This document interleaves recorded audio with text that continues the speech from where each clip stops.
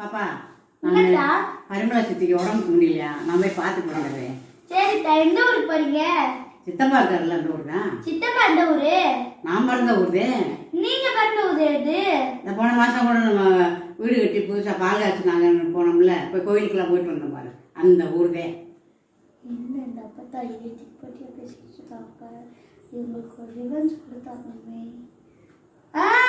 ஞாபகம் வந்துருச்சு. ஞாபகம் வந்துருச்சா? எந்த ஊரு? ஒரு தடவை நம்ம பால் காய்ச்சிக்கு போயிட்டு கோயிலுக்குலாம் போயிட்டு வந்தோமே, அந்த ஊர் தானே. நீ பிறந்தது எந்த ஊருன்னு தெரியுமாப்பா? தெரியும்.